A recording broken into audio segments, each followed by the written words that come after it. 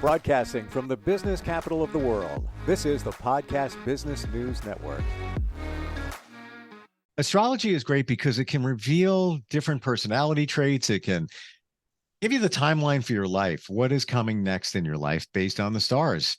I've seen it in action. I've had it done for me. She's done it for me. Spot on. Even compatibility. Are you compatible with somebody else based on your astrological sign?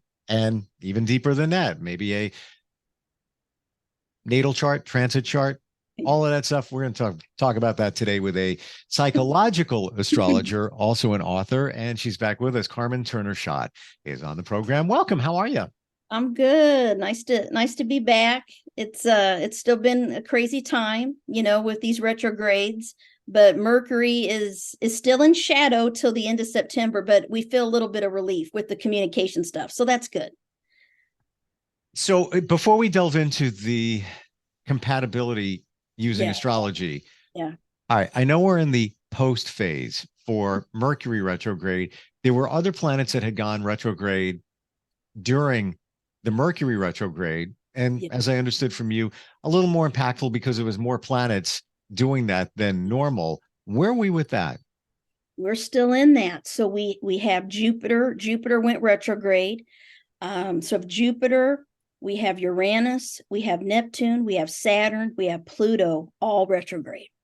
And so Pluto goes direct in October. So that'll be a big relief for people. And that's been a very intense planet that brings up a lot of wounds, healing. So when it goes direct, typically something will happen. When a planet goes retrograde, oftentimes it'll trigger a life event.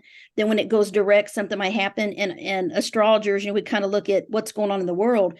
There could be a secret revealed about something pretty big on the news or impacting people when Pluto goes direct. And, because that energy is going to expose something, So there's all these theories. We talked about Jupiter retrograde affects money, finance, business, because it's in Taurus. It's retrograde in Taurus, the money sign, the finance house, the security. So, but Uranus retrograde, Saturn retrograde, all these retrogrades it's just a really unique time right now this year that we have all of them at the same time. They'll all start kind of, I think Jupiter goes direct end of December. So we got a couple months of that. Pluto's been retrograde a while. It's going to go direct next month. So we're going to see a relief soon. But we just gotta play it out, and it's energy. That's all, and it's the energy that is affecting us. And we just gotta, be easy on ourselves. Self-care. If you need to, express emotion, if you're not feeling quite right, that's very common. I've had so many people reach out to me out of the blue. I just had someone FaceTime me yesterday, and they never have called me before, and I helped them. They had a trigger. Something triggered them. Brought up all this stuff from childhood. And I just did, just some grounding exercises with them, had them breathe and just talked them through it. And they felt better. And I said, this is something you can do on your own. They're like, what's wrong with what's going on? I never feel like this. I said, I think it's just an intense time. There's a lot affecting your chart and everyone. I mean, I'm hearing it from people that don't even believe in astrology. Yeah. Like, man, it's been rough.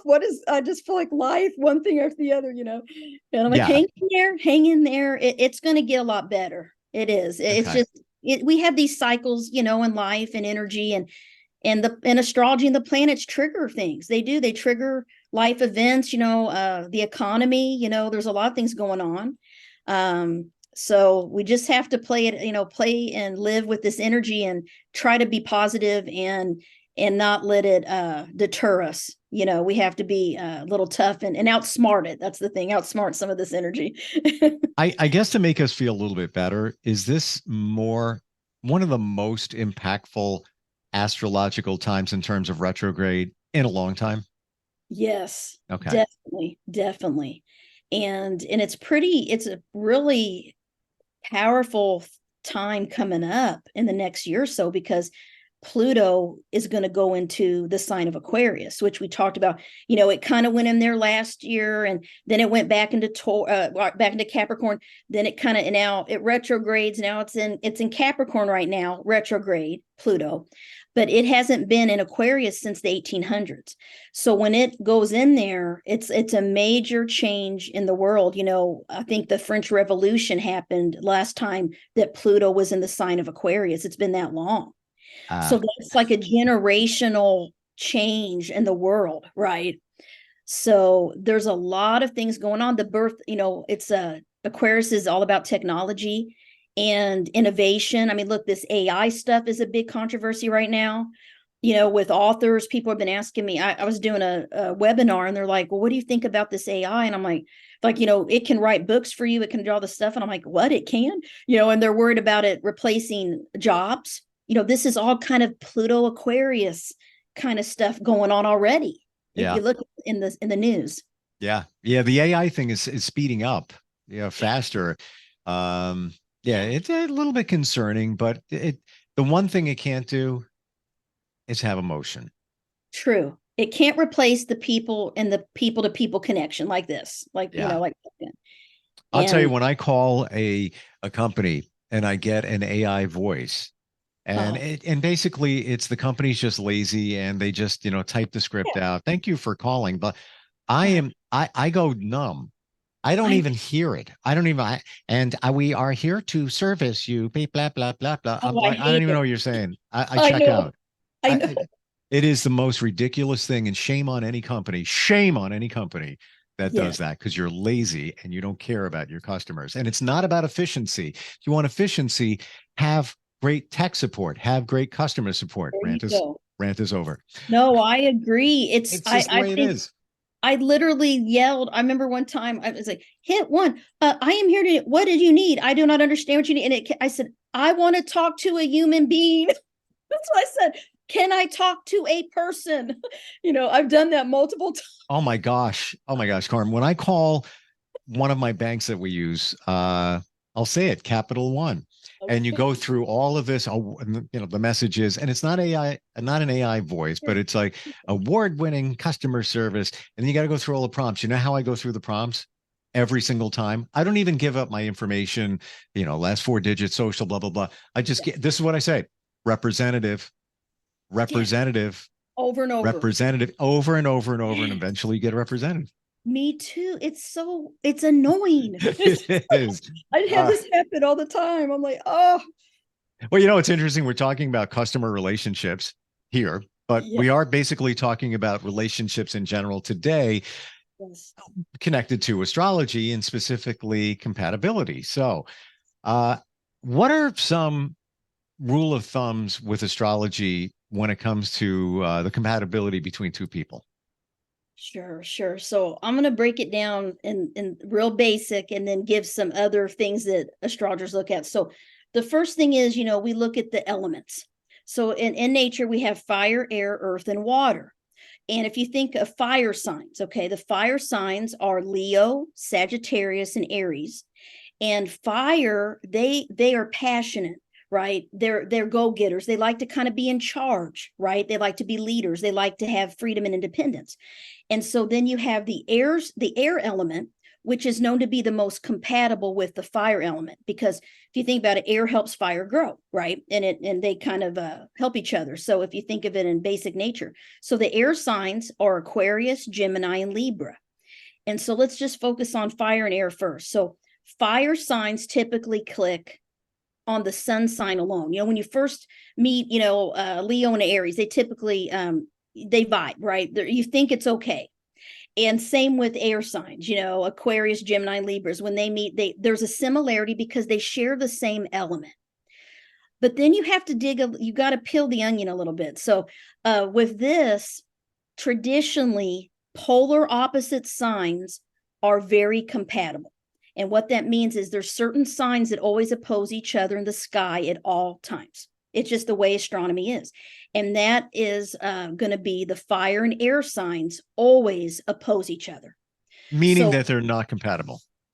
No, it means they are compatible. When you hear polar, you think which I don't know why astrologers Polar call it. opposite. Yeah, you think it means you're different. It's actually a very good match for you. So Leo, their opposite is Aquarius, and Sagittarius's opposite is Gemini. Aries opposite is Libra, and they share similar traits, similar personality traits. They also are a compatible energy. See, that's why they actually are drawn to each other, because they're a little different. Fire and air signs. Fire are more emotional, passionate. Air signs are more intellectual, right? They're not as emotional. So they can handle the fire signs fire because they're more calm and mellow. Okay, the air. Because they're more like thinking in their head and logical, and they're not letting the fire sign disturb them because they don't get riled up like the fire sign does. So they're able to balance each other. It's kind of like a seesaw. Okay. And so your polar opposite sign is always a good match for you. And, as we're Virgos, for instance, I have so many friends that are Pisces. Like when I meet Pisces, they just like me immediately. And I typically, I feel comfortable with them. Now I might not be, best friends with them. And I never dated one. That's the funny thing. I never dated them, but I always had them like at work or friendship or whatever. And I would like, yeah, okay. We're different, but there's something similar a little bit. And what we call it is it's like a continuum. Like every Leo, you have Leo like A, B, C. You can be a Leo on this continuum, or you can be a Leo in the middle and have a little bit Aquarius trait, or an Aquarius can be in the middle and have a little bit of Leo. So they're going to have similar personality traits because they're just because they're compatible elements. But there's a lot of variables here too. Oh yeah, there's a lot. So Yeah. I'm gonna get into some of the keys. So I know in a lot of time. So water and earth. So water signs are Cancer, Scorpio, and Pisces. And the earth signs are most compatible with water, and earth is good with, earth and water, etc. So the earth signs are Capricorn, Taurus, and Virgo. So Cancer's opposite is Capricorn. Scorpio's opposite is Taurus. Pisces opposite is Virgo. And so that means they're compatible elements. They're compatible modalities, which means they tend to see the world in the same way. So there's a basic compatibility right there is where we start. That's like 101. Fire and air, water and earth, and then fire and fire goes together, air and air, water and water, earth and earth. But that's just basic knowing your sun sign. Okay. I want to jump in here for one reason. Yes. Because you said Pisces, one of the last you said. Dawn, Searsport, Maine, checked in at instantfeedbacksteve@gmail.com. She says, I'm a Pisces and my fiance is an Aries. Would you say we are compatible? This is the thing. I have a whole little note on this. So typically, you hear that thing, opposites attract. It's true, because what energy you lack in your own chart, you tend to draw it in relationships. Like that's who you're compatible with. That's who you're attracted to. You may not know, like, why do I like them so much? Like, I just really like them, or I can really communicate with them, or I just feel like a passion with them, right? Well, it's almost like, would it be also like this where you have a woman who's, kind of reserved, but, a little outgoing. And then you have the bad boy, motorcycle dude, whatever. And that's Aries. Right. So to the Pisces that asked this question, Pisces are typically, spiritual, artistic, creative, emotional, sensitive, and Pisces are selfless. Okay. I know a lot of Pisces that marry Aries and date Aries, because Aries are the opposite of that. Aries are selfless, are selfish, because, and it's not in a bad way, they're focused on their own goals and needs. They're the warrior. Their keyword is I am. So Aries are blunt, straightforward. They go after what they want. They want action. They're known to be the bad boy that rides a motorcycle. I've dated some back in the day. I was drawn to them. But they are very romantic, passionate, and very action-focused people. And Pisces are more peaceful, calm. So that energy can be attractive because it's kind of what you wish you were like, and an Aries can be drawn to a Pisces because they are, caring. And they, or listen and listen to their problems, and it can be a attraction. I would have to see more. I guarantee there's something in her chart that has something that makes her attracted to the Aries. Okay. So, and what I typically see when I see this kind of opposite, right? Water and fire as a sun sign alone. There's always something when I pull up the relationship charts of why they're drawn to a certain sign. And usually we look at Mercury, the planet of communication. Because if her Mercury's in Aries, she's going to love that Aries energy, right? Because it's direct, blunt, truthful, to the point, because she's going to be that way as a communicator. Or Venus, the planet of love and relationships. It's how you feel peace and how you express love. Her Venus could be in Aries, very compatible with an Aries sun, right? Then we look at Mars, which is the sexuality planet, the passion planet. Where is it? And that's kind of who you're attracted to. It could be, she could have Mars in Aries, even though she's a Pisces sun. She could have the moon in Aries, which is what I have. And I used to draw Aries like that's all I dated was Aries growing up. And I would walk in a room and know them. I'm like, oh yeah, if I'm drawn to someone, I'm like, they're an Aries every time. So And, based on experience here, Aries, I feel you're spot on with that. My daughter's an Aries. My mom was dated somebody who was exactly the same personalities. And just how you described it, that they're very strong-willed. I don't mean it in a bad way about themselves, but it's about them. Okay. Confident. They're confident. They're a little bit self-centered. They are. Yeah. You But know, that works for them. We don't mean that in a bad way. That works for them. However, Pisces, you said Virgos and Pisces get along. I feel friction. Like my son is a Pisces, and I feel that Pisces is March, right? What day? What day? March 7th. Okay, he is a Pisces. Yes. Pisces, and my dad was March 6th. Ironically, my daughter is April 6th, and my mom was April 5th. Weird. Oh, that's cool. Isn't that right? But I find my relationship with my son, it's all good, but there's sometimes a little bit of rubbing friction there. Was kind of the same with my dad. And I dated somebody, like the second girl I ever dated, was a Pisces, and I would have to describe her the same exact way as I would describe my son and my dad. Like it's kind of the same. What was it? What was it? Because Virgo, because we're Earth and we're very practical, and we're all about kind of solving problems. Like, let's fix this.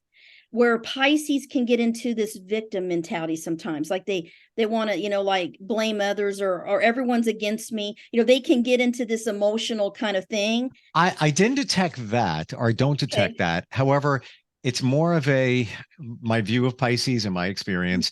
It's more of it's this way or it's no way. It's my way or it's no way. There's no, when they get their emotions involved. Yeah, when their emotions are involved, they're like, no, this is what I want. This is what I believe, kind of thing. And that's the way it's going to be. Yeah. That's my experience. I don't know. Yeah. Yeah. Pisces are the two fishes. So like Gemini, I find that they can have two different kind of sides to them. These two sides, I really do see that, because they can also morph, and they're chameleons. So they can kind of adapt to your personality or adapt to other people. And sometimes you're like wishy-washy too. It's hard for them to make a decision sometimes, because they just feel and morph and kind of go along with what the energy is. There's no doubt in my mind, and again, in my experience of all the Geminis, and was married to one, dated one, there is definitely other sides to them. What is the sign? Oh, the twins. Duh. The twins. Yeah. There's other sides to them. Whether they choose to reveal those sides, true, is their choice. Maybe they never will. Maybe they do. Maybe whatever. It's that I don't want to put a stereotype on anybody, but kind of that's the way it is. in my view. I don't know. Well, the thing is with Gemini, this is what I learned as a Virgo, and this kind of goes with the elements, going back to the basics. Earth signs typically have trouble with the air signs. And it's because we like to feel comfort and security and loyalty, and that we like to know that people are with us and like trust. Like they say they're going to do something, they do it. we don't like people that change their mind or change their emotions, like that we feel we can't rely on. And Gem and air signs can be that way because they fluctuate. They're air. It's hard to, how do you grasp air? I Is can't that feel. where the term airy comes up? Yes, airy. I walked into the bookstore with my daughter one time, and the girl that waited on it, she was so airy, like in another world. I'm like, oh, she's got air in her chart. I guarantee. I said, she's an Aquarius. I said, are you an Aquarius? She said, yes, I am. I can feel the air. So I used to always click. I was attracted to Gemini energy, and that's probably why you are too. Agreed. Because of Mercury. They share our ruler because we can communicate with them. So we think, ooh, they're witty, they're sarcastic. But then when it gets down to the deeper in a relationship, they're not for us. Virgo and Gemini are not good together as far as a love relationship. Yeah. You were spot on 100% in my experience there, without a doubt. And I might even look at it this way. Virgos are a little more reserved, whereby Geminis are more outgoing. And what you said before, sometimes we search for what we aren't or don't have. So, that's kind of cool. I kind of like that. So I'm attracted to that. And then vice versa. Yeah, we attract our opposite. I did chart for a long, long time ago for this couple that had been married for 20 years. And they were friends and everything. And they're like, we're really thinking of divorcing. And I'm like, okay, let me look at your chart. And it was crazy because the husband had no fire in his chart. He was all water. And like she had no water, zero in her chart. And and so they were attracted to the opposite energy that they lacked. You kind of drawn to the energy you lack or the traits that you admire. Yes. You lack. And once you get over all that and understand yourself and know your birth chart, that's when you can start picking the right partner. When you know what I need. Okay, I need a committed, reliable person. Bottom line. You'll start knowing yourself as you get older. Yeah, when you're young. I want to share, you use the trust word. We're not focusing on Virgo, but I saw this quote from Bob Marley, and it just resonated with me now in my life. Just what you said, Carmen, as you get experience. But how's it go? It's love all, trust few, do wrong to none. And the trust few thing is a little uncomfortable, but I think as life goes on, you realize you can't trust everybody. That kind of makes sense. True. I don't know. It's true. And this opposites attract, when you're not with, someone's compatible with you, like we look at the Venus, we look at the Mars, we look at the moon sign, because the moon and sun, flip can be very compatible as well. If like you're a Virgo sun, someone with the Virgo moon, they're going to be drawn to you. You're going to feel comfortable with them. You're going to feel comfortable with them. And like I was drawn to Aries because I have an Aries moon, but I got too much Virgo. I have too much earth to be with an Aries, and they never would commit. I felt like they were unfaithful. There were things that happened and I could not rely on them. But I always held a strong chemistry with them. And I thought, wow, I don't feel like that with any other signs, but I know it's the chart. And then I realized this is not a good match for me as love. Now, friendship, work, we're good. I mean, we click, but I knew I needed someone that was an earth sign. So I married a Virgo, and I'm glad I did, but I had to learn that the hard way. And I knew astrology, which helped me maybe prevent me from marrying an Aries, but I probably would have married an Aries if I didn't know astrology. And so I probably would you say, right now. Would you say that before you enter into a relationship that you probably should have your chart done and their chart done? Oh, yeah, but definitely. I mean, that's the first thing like I recommend for people now, because I'm like, let me look. And people have been sending me stuff, like their teenager or their daughter's dating someone. Can you, they're concerned about it. Can you look at their charts? And sure. Absolutely. And I just had a friend, I was on a podcast, last year, and did her chart and stuff and was looking. She's like, who's my best match? Oh, she's single. She's on some dating sites and stuff. And I said, well, who have you been dating? She goes, well, I was married to a Scorpio. It didn't work out. We divorced. Then I keep dating Scorpios, and I just can't trust them. She said, there's something that it's like they hide things from me. I said, okay, let me see why you're attracted. Well, I looked at her chart and I saw, okay, you're attracted because you have all earth. Like you don't have any water in your chart. So I said, you need a Capricorn, Virgo, or a Taurus. I said, this is who would be good for you. You need to look for those signs on the dating sites. Wow. And I told her, and she listened. She's starting to look now because she was attracting the same energy over and over again. And it never worked. And she's like, it's just something always goes wrong, or I don't feel comfortable. And I go, yeah, but there's a strong physical attraction sometimes. And then sometimes, I remember when I dated this one person, I felt like they were my brother. I mean, so comfortable, but no chemistry. Just it was like a brother, a friend. Mhm. You have that, and that means you're not meant to be in a romantic relationship. Sure. And sometimes the biggest thing too is can you communicate well? Because you need to be able to communicate with each other, and you have to have a good balance, not just the physical, because that can fade.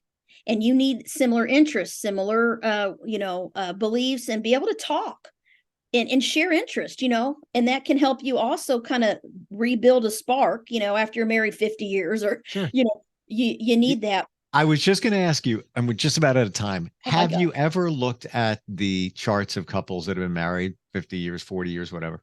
Yes. I'll tell you 2 examples as recall. My parents. So Okay. my parents have been married 50 years, and they got married 18, 19 years old, so a while Mhm. back, and high school sweethearts. And I always wondered, how had they stayed married? Like, what the heck, So I was looking at their charts. My mom is a Sagittarius sun, and my dad is a Sagittarius moon. And he is has some Virgo. She's got some Sagittarius. So it's the sun moon flip, because how she is outwardly, he is emotionally.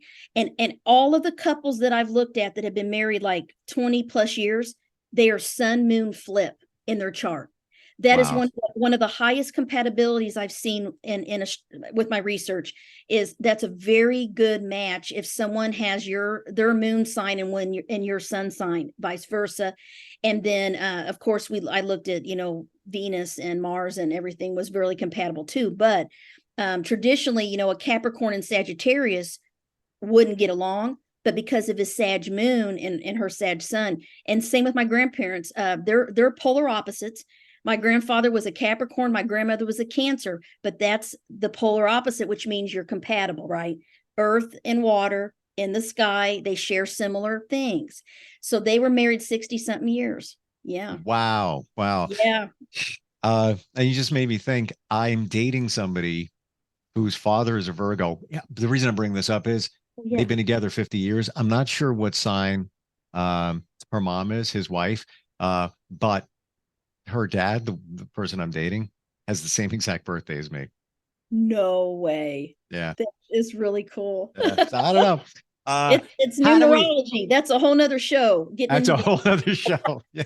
How do we find you if we want to get a chart done? Look into this compatibility thing through astrology. How do we connect with you? Sure. You can find me on my website, Carmen Turner Schott, SCHOTT.com.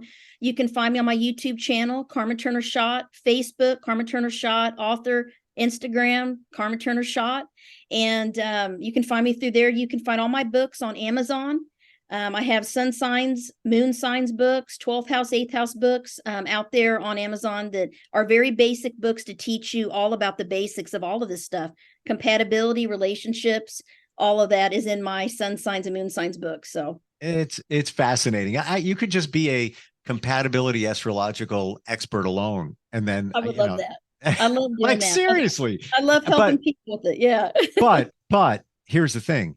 You are a psychological astrologer, meaning that you have a deep psychology background, which makes it very different. You get into the mind, not just reading the stars. Carmen, always great having you on here. Really Thank is. you. Thank Yeah, you. fun Talk to you stuff. soon. Are you looking for even more of the podcasts and hosts that you love? The Podcast Business News Network is proud to announce that you now have even more ways to listen live. Check out the MyTuner Radio, online radio box, and Simple Radio apps on iOS and Android, or find us online. Search for Business News Network on mytuner-radio.com, or search Podcast Business News Network on streama.com and onlineradiobox.com/US. Take your podcast on the go and don't miss a minute of the action.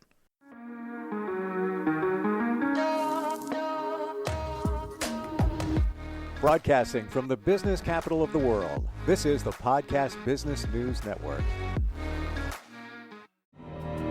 For nearly 2,000 severely injured veterans, everyday life has become filled with barriers. Day-to-day simple tasks can become pretty daunting. I have to carry my chair up 2 flights of steps or have somebody do it for me. What scares me the most is just the falling. When I'm struggling with my house, I think, to have that one great barrier just knocked down, it's crucial. Home for Our Troops is a wonderful nonprofit that builds a mortgage-free, fully adaptive, handicap-accessible house. And there's no catch. It'll be our very first home that we've ever owned. This is a game changer. This is where your life begins again. We need you to join us in completing this important mission. Please visit hfotusa.org and help build homes and rebuild lives. Because of you, everything's going to be okay.